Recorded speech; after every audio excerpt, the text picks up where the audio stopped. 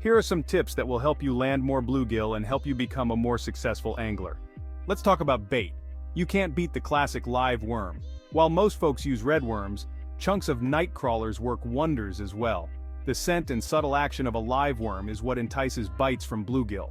Next we have crickets. A tube full of these guys will ensure success when you're on the hunt for bluegill. While they might not stay on the hook as well as worms, an insect dangling below the water's surface is too much of a treat for a bluegill to pass up. Lastly, soft plastics. Tiny jig heads paired with a colorful soft plastic can play an important part in filling your live well with some copper nose.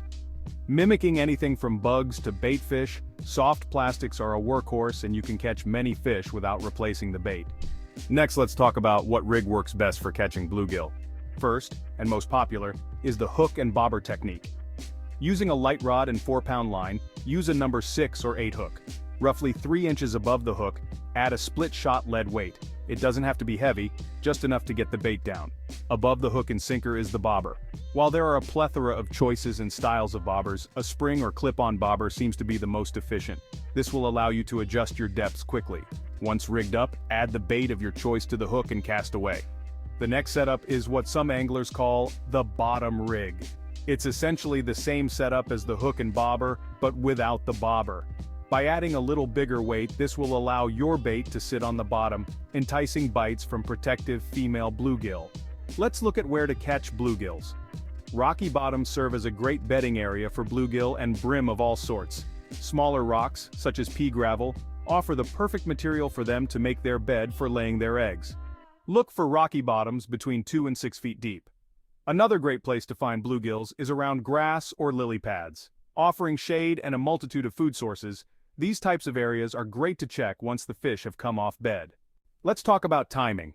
No matter what part of the country you find yourself, late spring to early fall is going to be the best time to catch bluegills.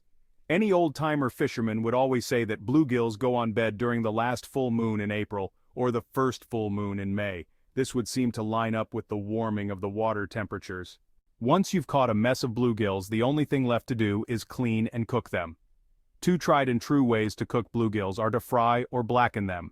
In both cases, it is best to get all the scales off the fish and then take the fillet off with the skin attached. If you're deep frying, simply coat the fillet in cornmeal and drop it in 350-degree oil until they are golden brown.